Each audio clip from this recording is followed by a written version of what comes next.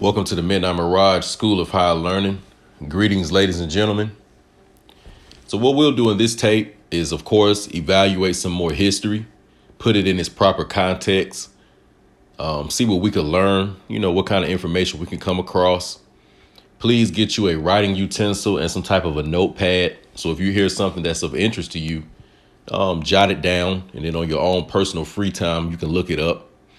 Also, too, the book that I wrote, America, Moorish Paradise of the Plumed Serpent, I created a tape last night that is, for the instructions and the directions to actually get the book, which is to send me an email at midnightmirage009@gmail.com. And, of course, send me your name and your address, and then hit me up in the Cash App, send a Cash App of $50, and then I can send you the book, me personally doing it. All right.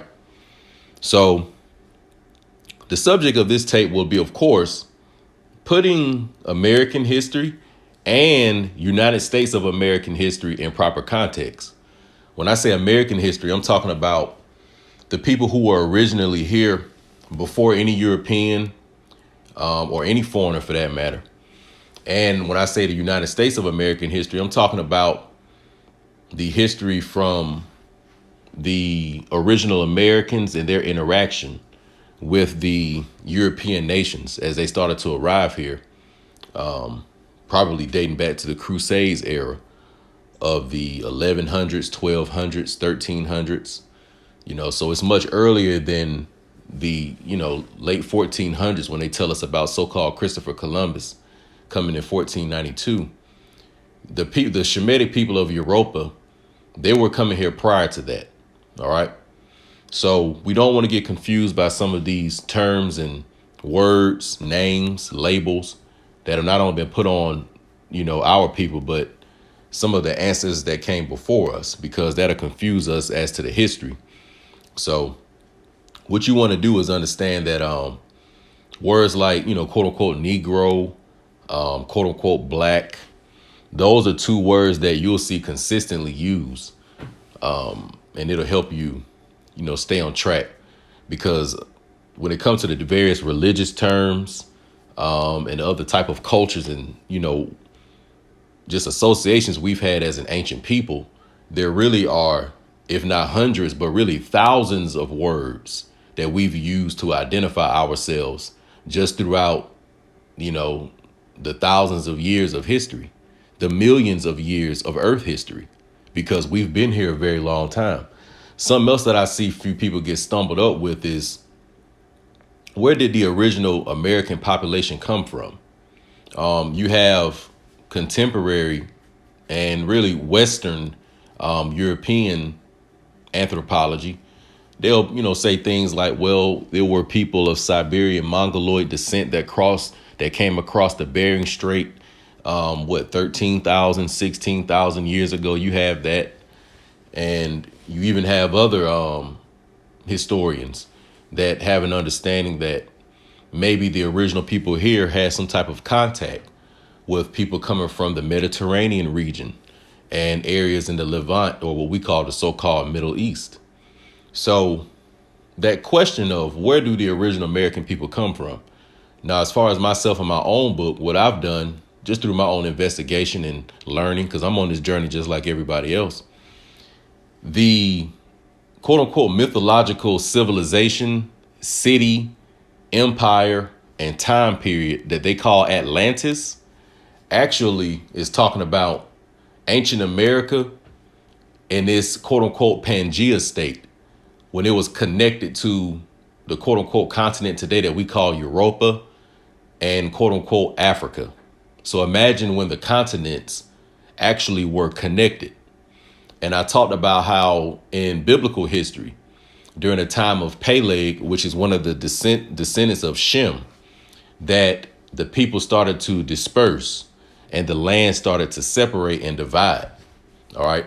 So this is an ancient time period that's long before Israel, long before Isaac, long before Abraham. And for that matter, even before Eber. Eber doesn't show up until later, because the term Hebrew originally was one of Shem's descendants' name, Eber, all right? And it later on became those who cross over. And, for me, just using my common sense and deductive reasoning, that term crossing over came from when the continent started to break and the river started to become an ocean that we call today the Atlantic Ocean, which was once probably something akin to a river. And it was easily connected to more than likely the rivers of what we call the southeastern woodlands of North America and the Carolinas, Georgia, and Florida. It probably was certain river highways that you could take from, let's say, Alabama, and it'll take you from Alabama to Georgia, Carolina, and it probably was a river across the Atlantic, take you right into the Mediterranean somewhere. Then you'll end up in Morocco or Algeria or somewhere in the Iberian. So I guess I'm saying all that to say that our people are very old and very ancient. And part of this tape, too, is to help get an understanding that the original man, the original woman, were not a stationary people. All right. Since the beginning of time, humans have created civilizations and societies. They've had offspring and they will move on to other lands of the earth. The original American man and woman, or original American men and women, are descendants of these first original indigenous men and women of earth. OK. Now, as far as, understanding where does the human being come from itself, because when you saying that term, I'm an indigenous human being or I'm aboriginal to this land, and that the earth tone people come from we have these various shades of brown. All right. But the true question is, well, where does the human come from? Those that are occultists, they get into the whole ancient alien thing. And a lot of people have, various opinions and thought processes on where they think humanity has come from.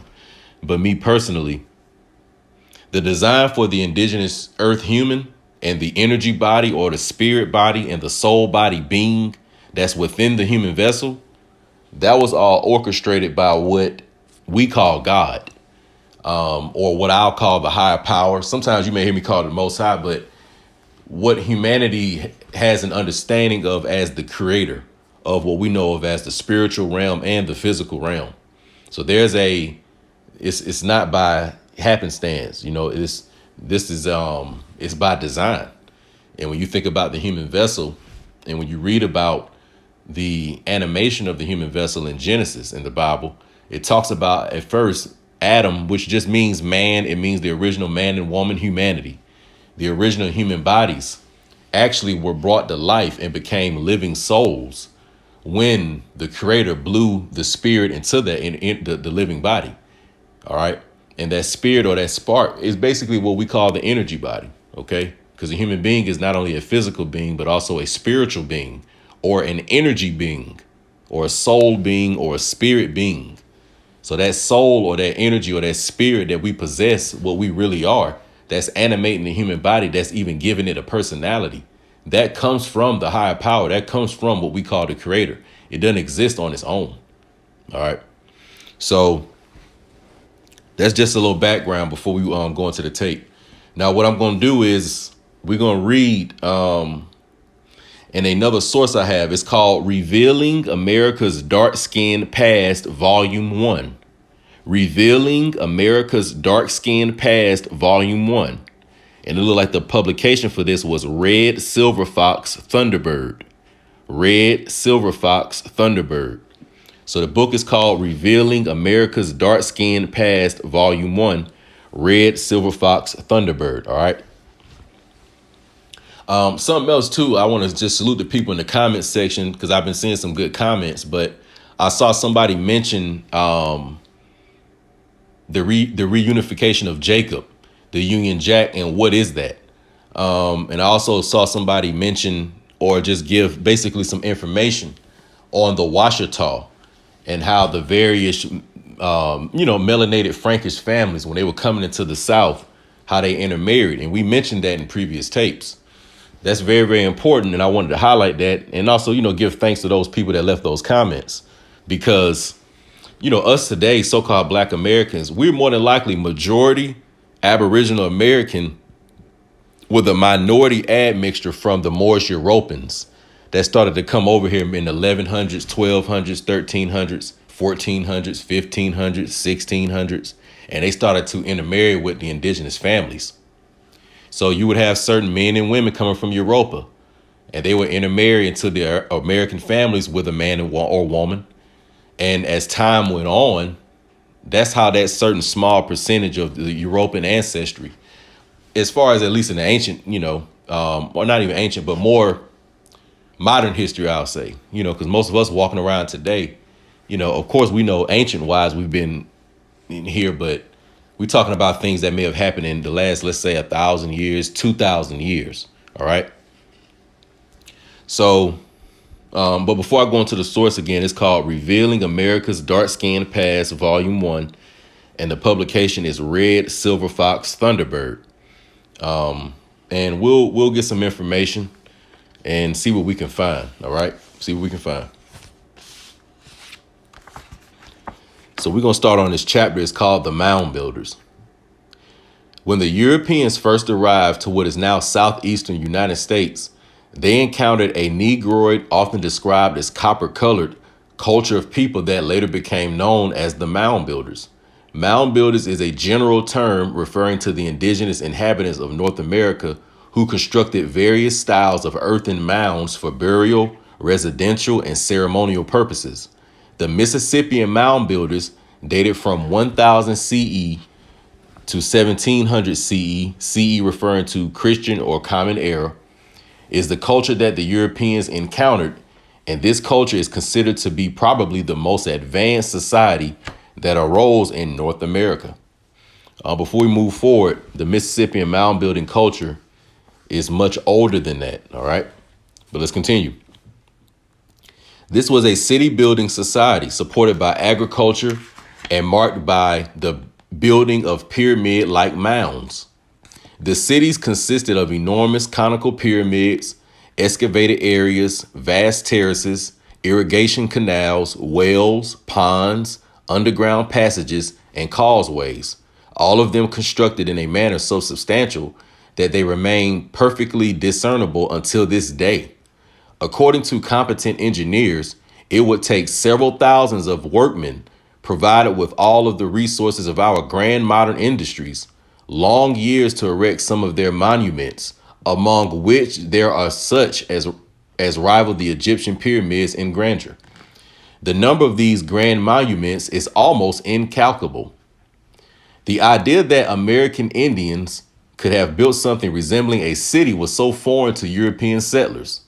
They commonly thought they must have been the work of a foreign civilization, Phoenicians or Vikings, or perhaps a lost tribe of Israel. Now I'm going to pause right here. So what certain, European settlers, when they got here and they saw some of the constructions and some of the civilizations, they also saw what they labeled as Phoenician, Viking, or lost tribe of Israel resemblance. When you hear that term Phoenician or Viking, I want you to think back in the Old Testament in the book of Kings, when the king of Tyre or Sidon and the king of Israel had an allegiance, and they were working together, and they had a navy, and you had Israelites and Canaanites working together on this navy, going to various places in what we call today the Mediterranean, Northwest Africa, Europa, the British Isles, and even into the Americas. So this is an understanding of probably some of the, what I'll say, super ancient admixture, when some of the, people from what we'll call, east of the Atlantic Ocean, when they started to come to the Americas, because they were brown skinned, copper colored people, and they intermixed with some of the indigenous Americans. Now, remember, the Canaanites, they are Hamitic people. So they come from the line of Ham. So that means that genetically it would show up as, or today it would be under the term what we call, quote unquote, African. But remember, the Shemitic style, that's what they would call, quote unquote, Afro-Asiatic, if you ever heard that term. So the Hamitic and the Shemitic style, although they're both copper colored people, but genetically they're not the same. Also, that term Negro or Negroid, that refers to Shemitic people. So you got to understand that, there were times in the ancient world where Shemitic and Hamitic people will work together. They would be living in the same civilizations and colonies. Some of the families would mix together, but since they had that same phenotype throughout history, it would be a confusion that would come about from that. So when they're talking about the Vikings and they're talking about the Phoenicians, they're talking about Canaanites and Israelites, working together, and some of their culture was crossing and overlapping. All right. So let's move on. The Mississippians were also great agriculturalists. They built vast canal systems that connected lakes that could be followed for hundreds of miles. These canals were created not only to irrigate the dry lands, but also provide the means for the society to flourish through trade with neighboring cultures. Now, I want you all to think about something. I want all of you all, especially that's from the southeastern woodlands. You from the Carolinas, you from Tennessee, you from Virginia, you're from Florida, you from Kentucky, Georgia, Alabama, Mississippi, Louisiana. Y'all know what I'm talking about. I want you all to think about all of you all's grandparents or even parents that may have grown up on a farm, quote unquote. And let's say it was some family land. And you have stories to this day, maybe at cookouts and fish fries, family reunions. You may hear certain stories about certain ancestors that you had, grandparents, maybe a great aunt, etc., that actually they worked on a farm. All right. And actually they had their own farm on their own land. So this is showing you culturally who so-called Southern Black Americans really are. Also, when you think about the foods that we eat, now I will say this, because our people started to take on Roman Catholic, Babylonian culture and started to eat pork and get into certain other shit. You will see within our culture, especially in the South, bad food. Like, I'll take myself from, y'all know I'm from Georgia, but I still got cousins who eat chitlins and shit like that. So it was a certain bullshit mixed in. But the original Mississippian food of the South were things like fish, grits, yams, greens, like what we call collard greens, lima beans, what we call sweet potato pie. Basically, a lot of the food that we eat on Thanksgiving, minus the Christian Babylonian influence. Of course, the people did eat chicken. All right. So these are indigenous American foods. The label that they give it today is quote unquote soul food. The only reason they call it soul food because we're the soul people. Didn't I just say that the Most High gave us the energy body, the spirit body, the soul body? So that's why it's called soul food. And where does soul food in this country known to come from? The South, where the Mississippians are, where the Mississippian kingdom was.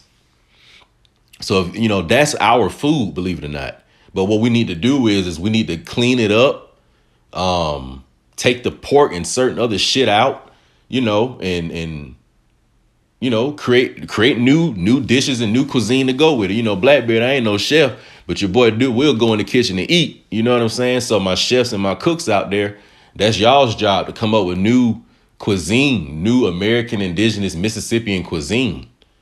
You know what I'm saying? And get that pork eating, you know what I'm saying? Like Sunday Christian bullshit that our people got that shit on it. Like, yeah, get that out the door. You know what I'm saying? Get that out of there, man. So let me move forward.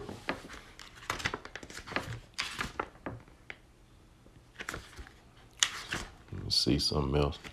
So y'all already know about certain mounds. I'll read about a few of them. So it says there were basically three types of mounds that were constructed by the mound builders. The most common mounds are conical mounds, which are mounds that are cone or oval shaped. Many of these types of mounds were for burial purposes, and the deceased were probably someone of importance in the society. Burial mounds ranged in height from 3 feet to 25 feet. Conical mounds that weren't burial mounds can have a height up to 70 feet. The earthen lodge, which is another type of conical mound, usually had a fire pit in the center and was used to hold important meetings amongst the chiefs. So this sounds like when the brothers was ducking off. You know what I'm saying? The passageway into the Okmulgee Earthen Lodge was built so that the rising sun shines inside twice a year, either on the spring/fall equinox or the summer/winter solstice. onto the bird effigy platform, a raised platform where the three most important chiefs sat during those important meetings. And of course, the Okmulgee Earthen Lodge is found in Macon, Georgia. All right. Once again, Georgia, part of the Mississippian Kingdom. We learned about the Mississippian Emperor of Alabama, Tuscaloosa, yesterday. All right. Who was of Muskogee. He had Muskogee ancestry. The second type of mounds is effigy mounds, which are mounds that are built in the shape of animals, symbols, religious or human figures. It is believed that effigy mounds were utilized as sacred ceremonial grounds, which enhance communication with ancient ancestor spirits, along with augmenting the power of healing. All right. And of course, we know about the Serpent Mound found in Adams County, Ohio, or various bird effigies. We have the Bear Mounds National Monument in Marquette, Iowa. All right. These are some things you all can, just look up and Google. All right. We have the Bear Mound. All right. We have the Etowah Mound in Cartersville, Georgia. All Mississippian mounds. All right. Let's keep going. What is probably the oldest large-scale mound site discovered in the United States is the Watson Break Mounds, located in the floodplain of the Ouachita or Washita River in northern Louisiana near Monroe. This site consists of at least 11 mounds from 3 to 25 feet tall, connected by ridges to form an oval 853 feet across, and it has been dated to the Middle Archaic period, 3400 BC, which would predate the erection of the pyramids in Egypt.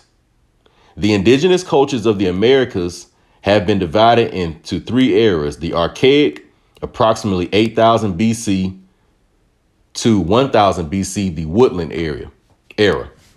So let's go over this again. So it says that the oldest large-scale mound site, and they mean that they found thus far, because it's probably even some older than this, is the Watson Break Mound, located in the floodplain of the Ouachita River in northern Louisiana. Now, remember when the brother came in the comment section and he told us about his Frankish ancestry and how they came to the Americas and they intermarried with the indigenous Ouachita or Washita Americans. So that's how a lot of you all have that ancestry, because the truth of the matter is that the original Franks and those people of what we call today France, these were so-called black people. And the original Ouachita, the people that built this mound, they were so-called black people. So that's how somebody in Louisiana today could look like a regular so-called black person, either dark skin, caramel complexion, light skin, or even very light skin. But their ancestry may say indigenous American and French. They got you thinking that, it was some Caucasian French person that it was in the admixture, but it wasn't. Because the truth is that Louis the 16th, in one of my books by the author Lee Cummings, the Negro Question, I can't remember which one it was, but it's a picture of Louis the 16th in there. This man is dark skinned. It's like he was darker than Wesley Snipes. Yeah, Louis the 16th.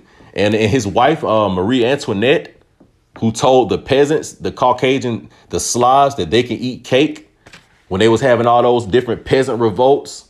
Like who was what was it? Richard III, I think, of in England or the United Kingdom, before it was the United Kingdom. But when they had the different revolts, these different peasant revolts, that's when the Slavs, the Circassians, that's when they were starting to revolt. They got tired of just, these Moorish lords, lording over them. And Marie Antoinette told them, well, let them eat cake. That was a so-called black woman that told them that. And these revolutions, like the French Revolution, the American Revolution. So all those revolutions that happened in the 1700s, the 1800s, and the early 1900s, from World War I and World War II, all of those were to destroy our kingdom, to destroy basically all the stuff we had since the ancient world. All right. Because the bloodline of Europa, all the kings and queens, the Dutch, the duchesses, the earls, etc., the counts, these people all were from that original, we'll say, Shemitic, Israelite, indigenous, original people of earth. So-called black people. All right. So-called Negro people. All right. because the term Shemitic and Israelite, remember, those are part of biblical historical terms. But nevertheless, what I'm saying is that the original people of Europe were so-called black. That's what I'm saying. All right. And I'm going to reread this one more time. Also, too, for that individual that kept spamming on the comment section and putting in the bullshit lies because they was hurt, because Blackbeard hit them with the uppercut of truth, talking about the Egyptian pyramids. And I showed you all the picture of Centennial High in Compton, California, and how they had the picture of the Mississippian teaching the Hamitic person. This is also saying right here that the oldest mound is 3400 BC, which predates the erection of the pyramids in Egypt.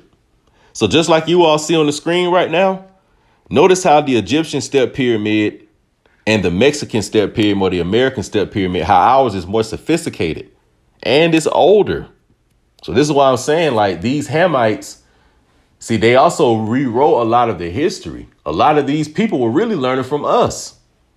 And why is it that in the areas where the Shemitic people live, why is it more pyramids and mounds and civilizations and masonry and all this science? Why is it in the area more where they live versus where some of these Hamites are living? Let's just keep it real.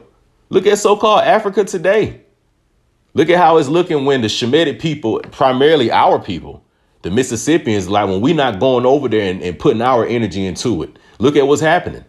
Look at how when we're not up in Europe right now, you know what I'm saying, creating bathhouses and creating science and all this other stuff that we were bringing. Look at what's going on in these places, you know. But one thing is for certain is that our homeland, which is the Americas, North, Central and South, this shit always been popping and motherfuckers always trying to come over here.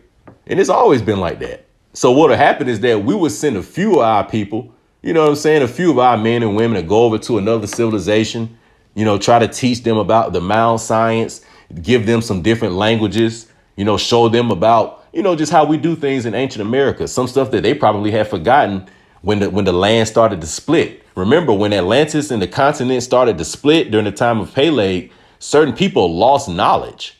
So the same way that it says that Europe was in the dark ages until the Muslims of Islam started to come up from the south and reteach the people the ancient Israelite real customs, you know, them niggas didn't know they didn't know what was going on up there. And it was the same even in the ancient world. After the cataclysmic event that we know of as so-called Noah's flood, you got to remember who were the people that still had the truth, not this perverted paganism and the Tower of Babel society that Nimrod built after that. No, I'm talking about people that had the original customs, that still knew agriculture, that knew how to build things. And also knew about the Most High, knew about the Creator, knew about the spirit body, knew about the energy body. Who were the people that knew that? And biblically, it shows you that it was the people of Shem. That's why it says that I am the God of Shem, because that's just the indigenous ethnic group of people that chose to still follow the Creator way. Whereas those other indigenous lines of people, they chose what we'll call paganism, magic, technology, science, aka Luciferianism, and the exaltation of man's ego. That's what they chose. So these are the two types of societies. All right. So I just had to say that, basically to say that, you know, for lack of better words, using my nigga Southern slang, we the shit. All right. So let's move forward. So what I want to read next. Oh, so basically this is how they separate the eras. They say it's 3 eras of ancient American history. They have the Archaic era between 8000 BC to 1000 BC, the Woodland era of 1000 BC to 1000 CE, and the Mississippian era of 1000 CE to 1700, so-called AD. All right. So when you hear me say Mississippians, you know, that's an American name. But as far as I guess how these, you know, these scholars and these educators, academia, they put them in these different epochs so they could study them. OK. So next on, let's see what we want to get into next. As you all already know, it's, Georgia, Alabama, Tennessee, Ohio, Indiana, basically like what we call the Midwest and the South. That's the shit. Now, this is what I want to read. Now, remember, Remember, the brother told us that the Moorish Franks, and also too, not all of the Knights Templars, not all of the Christian Crusaders were bad. No, let's also put that out there, because we do have this thing going on where, you know, some of the original American family, we finding out our people here, but you know, we have a certain animosity towards some of the melanated family that may be coming from Europa in particular. Now, I'll say this: the melanated people that are in Europa today, I'm not saying you don't have certain ones of Shemitic stock still there. You do. But a lot of them are of Hamitic stock, and they've been going into Europa. I'll say, you know, the last, you know, let's say the last few hundred years. People from Northern Africa, you know, West Africa, different places, going into Europe, being educated, having children there, etc. So most of the melanated people in Europe today, you got to remember, it's a lot of Hamitic ones in Africa, but you do have certain, you know, Shemitic ones still there. And you really see it a lot in the United Kingdom, where in particular the brothers that's into the street rap, because they got their own drill culture over there. All right. A lot of them are of Shemitic stock. OK, now let's read this real quick. The largest mound complex in present day United States is the Cahokia Mound Complex, found less than 10 miles outside of St. Louis in Cahokia, Illinois. The centerpiece of the complex is Monk's Mound, named for the French monks who occupied the abandoned complex after their arrival here in North America. This colossal flat-topped mound stands about 10 stories high, making it the tallest mound found in the United States. The mound covers over 14 acres, contains more than 22 million feet of soil, and it is larger at its base than the Great Pyramid of Khufu, the largest of the 3 pyramids of Giza in Egypt. So here we have some more information. So it's already saying that the mound, the Monk's Mound, because I'm about to go into that, why it's called that in a minute, but the Great Mound in Cahokia, that the base is larger than the largest base of the 3 pyramids of Giza. So just once again, I'm not picking on the Egyptians, but I'm just saying, like, you know what I'm saying? Like, you know, like motherfuckers take our drip and the sauce that we put on stuff, but then don't want to give credit. It's like, hold on, like, y'all folks don't even know how to build this shit without us. Like, oh, like, slow down, like, whoa. But let's go back up. So this says that the centerpiece of the complex is Monk's Mound, named for the French monks who occupied the abandoned complex after their arrival here in North America. So what I want to say is, for one, a lot of these French monks, some of them could have been Knights Templars, and they could have been coming here. And I'm not talking about the satanic ones that was worshiping the Baphomet and all that. I'm talking about the ones that really were real Israelites, real so-called black men, and they knew that the third temple will be rebuilt one day. And that's what their whole objective is. So, and honestly, too, behind closed doors, they still are battling against the Satanists and the Babylonians, believe it or not. But the reason why, when the Moorish Franks came to the Americas, they would go to these pyramids and these mound sites because, A, they were intermarried into these families. They were hanging out and they had friends and different relatives who were original Americans and were teaching them about certain things that were going on at these pyramid sites. So that's why when they came here, they would set up shop at the pyramid sites of the Americas. Yeah, that's where they were going, because that's where a lot of their forefathers were having their religious, you know, and business meetings, etc., their strategy chess game meetings. Didn't I just read a few minutes ago where it talked about the ancient Mississippians and how at the, let me go back to it.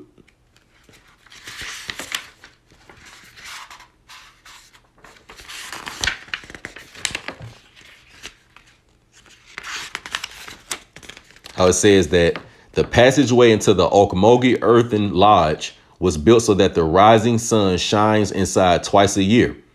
It says that a raised platform where the 3 most important chiefs sat during those important meetings. So it's saying that inside these mounds where these Frankish monks went, this is where the ancient ancestors had meetings. So you all don't think they knew that? Do we really think that some of these Frankish Knights Templars that came here didn't know that? They did. They did. Because during the Holy Crusades in the 1100s and the 1200s, once again, man, I think that Holy Crusades, it was a whole lot more than they letting us on to. They're not really letting us know that it was Shemitic, Israelite, some of them were Catholic, and a lot of them were, Protestant. They were from various Christian denominations, but basically they were part of Christendom in Europe. And they knew that the Holy Land belonged to them. They knew that their forefathers and their foremothers came from the Holy Land on these voyages with Solomon, because these people read the Bible. And when you look at the coat of arms of all the European nobility, how they use the unicorns, the lions, etc., all of that regalia goes back to ancient Israel. It goes back to the sons of Judah. And when the sons of Judah started going their different voyages from Egypt, but going into what we call the Mediterranean, the Iberian Peninsula, Troy, etc. Okay, so we may go into that Holy Crusades. We may go into that. That may be something in the future. We're gonna go deeper into that, because we need to go deeper into the Holy Crusades as far as how it pertains to us. Now that we understand that, because the way that the history will try to make you think that it was just Caucasian Christians fighting against fair-skinned Arabs. No, that's not what was going on. Believe it or not, it was, melanated people on both sides ruling in Christendom and under the banner of Islam. And you had melanated men, Caucasian men, and fair-skinned Arab men actually fighting in this war on behalf of the ruling, we'll call Israelite European nobility on under the banner of Islam and under the banner of Christendom. Because I'm also say this too.